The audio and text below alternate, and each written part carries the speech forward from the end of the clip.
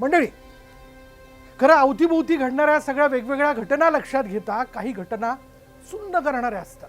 अक्षरशः प्रश्न पडतो की आपण माणूस म्हणून माणसाला वागवण्यात शून्य झालेलो आहोत का? आपल्या संवेदना आपल्यातल्या नाहीसे झालेल्या आहेत का? अशा काही घटना खरं तर आपल्याला हादरवून टाकतात. आणि तशीच एक घटना खरं तर ज्यावरती मला व्यक्त व्हायचंय, बोलायचंय. मला असं वाटतं तुम्ही देखील याबद्दल बोलावं, व्यक्त व्हावं. आपल्या मनातला संताप, उद्वेग, रोष हा या व्हिडिओच्या कमेंटमध्ये सांगावा, शब्दांमध्ये मांडावा. घटनाच तशी आहे मंडळी. पुण्यनगरी पुणे. या पुण्याला शिक्षणाचं माहेरघर म्हणून देखील ओळखलं जातं. आणि याच पुण्यामध्ये खरं तर अक्षरशः मी पुन्हा एकदा तो शब्द वापरतो की संताप आणणारी एक घटना घडलेली आहे. मंडळी, प्रश्न असा आहे की ज्या स्त्रीला आपण देवी म्हणून बघतो, ज्या स्त्रीला आपण भगिनी म्हणून बघतो, ज्या स्त्रीला खरं तर ज्या स्त्रीच्या रूपातल्या देवीची आपण उपासना करतो, त्याच स्त्रीला समजून घेणं हे खरं तर क्रमप्राप्त आहे किंवा तसं अपेक्षित आहे. किंवा माणसाने माणसाला समजून घ्यावं. चला, लिंग हा विसरून जा विषय, म्हणजे माणूस स्त्री हा सगळा विषय विसरून जा.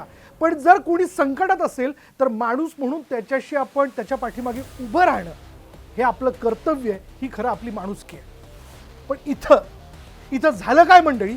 थेट घडलेल्या घटनेकडे ते हात घालतोय मी. ती घटना अशी घडलेली आहे की फरासखाना पोलीस स्टेशनमध्ये, पुण्यातलं फरासखाना पोलीस स्टेशन आपल्याला सगळ्यांना ठाऊक असेल, तिथे एका रात्री अचानक एक महिला धावत येते.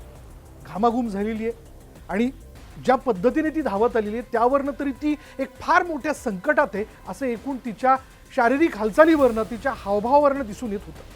ती तिथं येऊन एका पोलीस हवालदाराला, म्हणजे महिला पोलीस हवालदाराला येऊन भेटली आणि तिने थेट सांगितलं की मी संकटात आहे, माझ्याकडनं वेश्या व्यवसाय करून घेतला जातोय, शरीर विक्री करून घेतली जाते, मी एक बांगलादेशी नागरिक आहे, मला तिथून इथपर्यंत पळून आणण्यात आलेलं आहे, किंवा असं म्हणूयात की काहीतरी भूलथापा देऊन इथपर्यंत आणण्यात आलेलं आहे आणि बुधवार पेठेत माझ्याकडनं वेश्या व्यवसाय करून घेतला जातोय. तसं पुण्यातलं बुधवार पेठ हे कायम कट्ट्यावरती आंबट शौकीनांच्या चर्चेत असतं. त्याबद्दल वेगळं काय बोलावं, जिथं राजरोसपणे कुंटणखाणे चालतात, वेश्या व्यवसाय चालतो. याला नेमका कोणाचा सपोर्ट किंवा कोणाचा पाठिंबा याविषयी खरं तर बोलून किती बोलावा हा देखील प्रश्न पडावा. पण या सगळ्या याच्यानंतर पुढे काय झालं बघा. एक महिला एका महिला पोलीस हवालदाराकडे मदत मागते. ती थेटपणे सांगते की तिला देहविक्रीच्या या सगळ्या दलदलीमध्ये अडकवण्यात आलेलं आहे, ती धसत चाललेली आहे, तुम्ही मला मदत करा, मी कशीबशी इथपर्यंत तुमच्याकडे, मला यातनं सोडवा म्हणून सांगण्याकरता, मदत मागण्याकरता म्हणून आलेली आहे. त्या पोलीस हवालदाराने, म्हणजे महिला पोलीस हवालदाराने तिला तिथून नेलं शुक्रवार पेठेतल्या पोलीस स्टेशनमध्ये. आता अपेक्षित होतं त्या महिलेच्या मनात, म्हणजे जी देहविक्रीच्या व्यवसायामध्ये तिला ढकलण्यात आलं होतं किंवा देहविक्री तिच्याकडनं करून घेण्यात येत होती, वेश्या म्हणून तिला तिथं वागवलं जात होतं, ग्राहकांच्या हाती दिलं जात होतं, तिच्या मनात अशा पल्लवीत झालेल्या होत्या की चला, एक महिला पोलीस हवालदार, एक महिला पोलीस कर्मचारी मला या पोलीस स्टेशनमध्ये घेऊन आलेली आहे आणि इथून पुढे आता ज्या महिलेने मला या व्यवसायात आणलेलं आहे, जिला आपण असं म्हणूयात अक्का, ज्या अक्काने खरं तर तिथं कुंटणखाणा सुरू केलेला आहे, त्या सगळ्यांच्या तावडीतनं, त्या दलालांच्या तावडीतनं ही महिला पोलीस कर्मचारी मला सोडवेल. पण झालं भलतंच मंडळी. राजरोसपणे या शुक्रवार पेठेतल्या पोलीस स्टेशनमध्ये या महिलेला आणल्यानंतर या महिला पोलीस हवालदाराने केलं काय? तिने केलं असं की थेट जी महिला या पीडित महिलेकडनं वेश्या व्यवसाय करून घेत होती तिला तिने बोलवून घेतलं. या दोघींमध्ये संशयास्पद काहीतरी चर्चा झाली हळू आवाजामध्ये आणि त्यानंतर पुन्हा एकदा जी पीडित महिला खरं तर एक दुःख घेऊन, तिची वेदना घेऊन, तिला ज्या पद्धतीने तिच्याकडनं वेश्या व्यवसाय करून घेतला जातोय, ती जी बांगलादेशी नागरिक आहे, जी तिची तक्रार मांडण्यासाठी आलेली होती, तिला पुन्हा एकदा तिच्या दलाल महिलेकडे सुपूर्द करण्यात आला. बघा मंडळी, मी सुरुवातीला तुम्हाला म्हणलो ना की माणूस म्हणून माणसाबद्दलच्या संवेदना आपल्या शून्य झाल्यात का?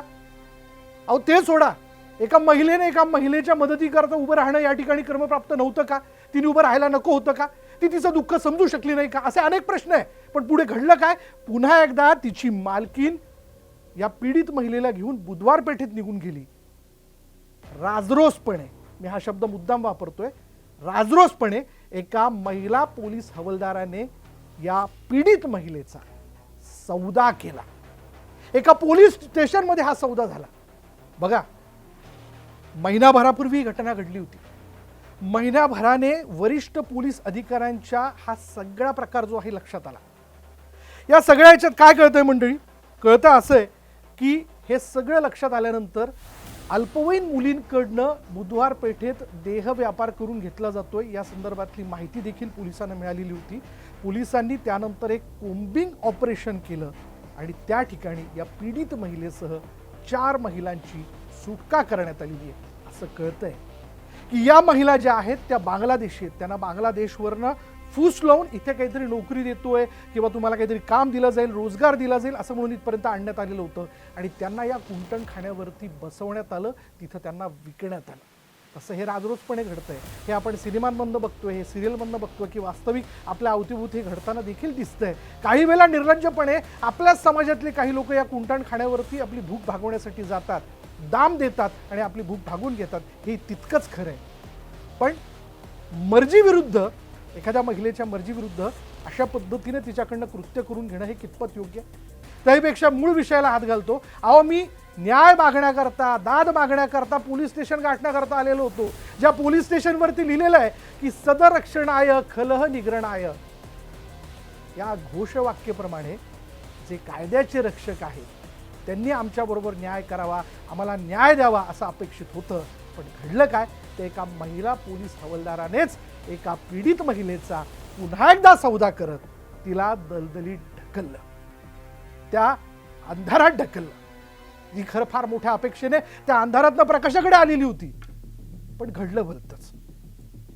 आता या महिनाभराच्या कोम्बिंग ऑपरेशन नंतर त्या महिलेची सुटका झाली आहे, हे फार मोठं समाधान आहे. पण मंडळी, ज्या क्षणाला तिला कुंटणखान्यावरती बसवण्यात आलेलं असेल त्या क्षणापासून तर आत्ता या क्षणापर्यंत काय तिच्याबरोबर अन्याय झाला असेल, अशा पद्धतीने तिच्या मर्जीविरुद्ध तिचं शोषण झालं असेल याचा विचारच न केलेला बरा. आणि त्याहीपेक्षा मला वैयक्तिक जर विचाराल तर मला संताप येतो त्या महिला पोलीस हवालदाराचा, जिच्याकडे संधी होती. काय संधी होती मंडळी? की तिच्यासारखीच देह असणारी, तिच्यासारखीच भावना, संवेदना असणारी एक व्यक्ती, एक महिला तिच्याकडे आलेली होती, जी तिला या सगळ्या याच्यातनं सोडवू शकली असती.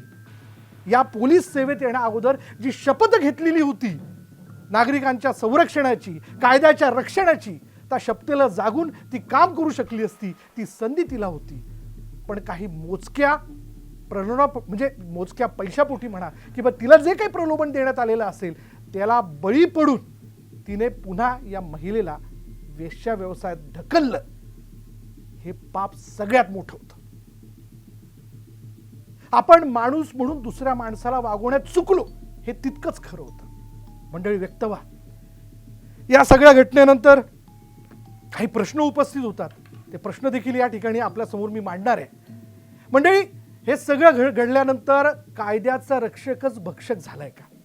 हो, हा माझा प्रमुख प्रश्न आहे या सगळ्या याच्यात. आता महिला आयोगाने या सगळ्या घटनेची दखल घेतलेली आहे. या महिला आयोगाच्या अध्यक्षा रुपाली चाकणकर यांनी याबद्दलची चौकशी करण्याचे आदेश दिलेले आहेत. तर महिला पोलीस हवालदाराला निलंबित देखील करण्यात आलेलं आहे.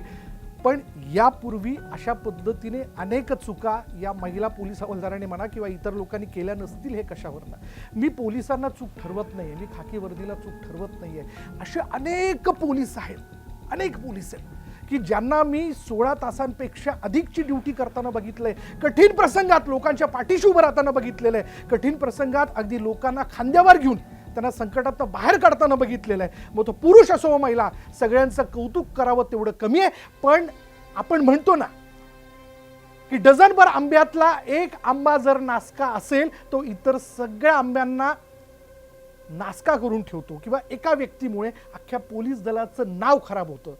असाच कोणीतरी एक, आपण म्हणतो ना की या सगळ्या धान्यातला खडा असतो, तसंच काहीसं या बाबतीत घडलेलं आहे.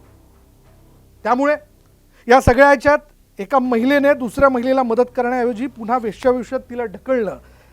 याला नेमकं काय म्हणायचं, हा देखील एक प्रश्न आहे. बरं, महिनाभरापूर्वी ही महिला मदतीकरता या पोलीस कर्मचाऱ्याकडे आलेली होती. महिला पोलीस कर्मचाऱ्याला भेटलेली होती, या पोलीस कॉन्स्टेबलला. खरं तर तिने तिला मदत करण्याच्या ऐवजी तिला पुन्हा या सगळ्या अंधारात ढकलून देणं, याला नेमकं काय म्हणायचं? असे अनेक प्रश्न तुमच्या मनात आत्ता खळखळ करत असतील, त्याच्यामुळे माझ्या या व्हिडिओवरती व्यक्त व्हा.